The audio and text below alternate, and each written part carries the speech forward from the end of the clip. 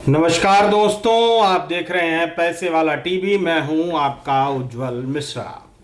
हमने अभी कुछ दिन पहले ही यह बात की थी कि हम किस तरीके से जो है कि रिकवरी का जो रूल है उसे फॉलो करना चाहिए, और अगर आपको कोई रिकवरी के नाम पर या पैसा वसूली के नाम पर परेशान करता है तो उसे कैसे निपटने की आवश्यकता है।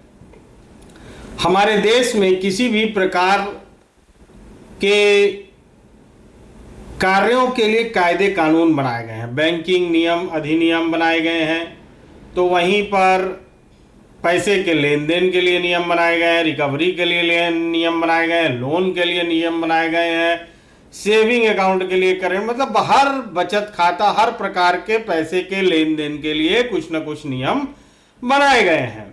उसी में मान लीजिए कि आपने लोन लिया और लोन लेने लिया, ठीक है, किसी स्थिति में या परिस्थिति में अगर आपने लोन को भर नहीं पा रहे या फिर आप अपनी ईएमआई डिले कर रहे हैं, और देखिए पैसा आपने लिया तो पैसा तो देना है।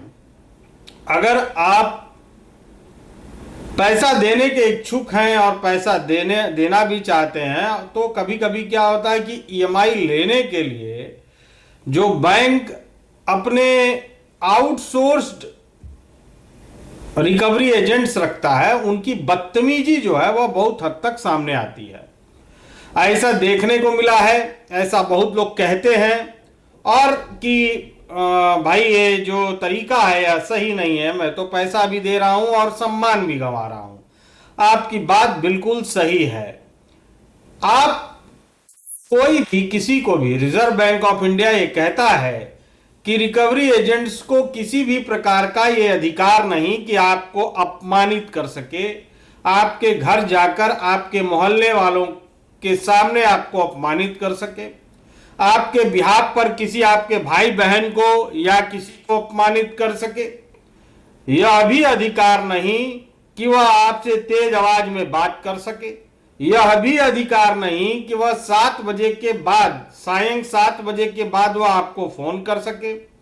यह भी अधिकार नहीं कि वह सुबह 8 बजे से पूर्व आपको फोन कर सके। इन सब अधिकारों को आपको जानना आवश्यक है। भाइयों, कभी कभी क्या होता है कि 8 बजे के बाद आपको फोन आता है, आपको आपके घर लोग आ जाते हैं। ऐसा ज्यादातर एनबीएफसीज, जो छोटी एनबीएफसीज हैं, उनके एजेंटों द्वारा किया जाता है।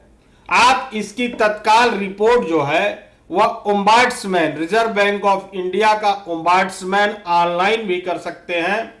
दूसरा, आप उसकी वीडियो रिकॉर्डिंग और रिकॉर्डिंग रखकर आप पालिका के पास, पुलिस में तथा क्रिमिनल इंडिपेंडेंसी के तरह भी आप उसको ट्रीट कर सकते हैं। आप कचहरी का भी रुख कर सकते हैं।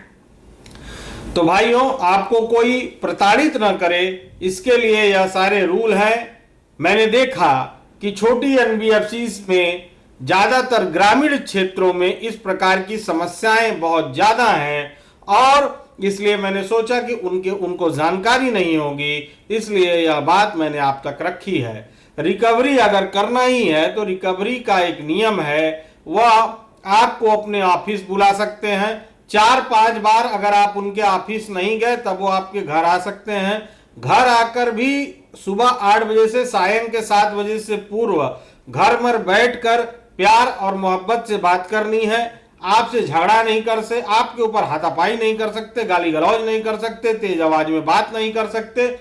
इन सब चीजों का पालन इन्हें करना आवश्यक है। अगर यह ऐसा नहीं करते हैं तो रिजर्व बैंक ऑफ इंडिया की गाइडलाइन के तहत आप ओम्बड्समैन में कंप्लेन कर सकते हैं, इनके ऊपर क्रिमिनल चार्ज लगा सकते हैं, नामजद रिपोर्ट कर सकते हैं, और आप अपनी लड़ाई लड़ सकते हैं। आप अगर चाहते हैं कि मैं पैसे से संबंधित इसी प्रकार की जानकारियां आपके पास लाता रहूं, तो मैं आपसे निवेदन करता हूं हाथ जोड़कर भाइयों कि आप जो है इस चैनल को, पैसे वाला टीवी को सब्सक्राइब कर लें, लाइक कर लें और अपने दोस्तों को फॉरवर्ड कर दें। जय हिंद, जय श्री राम।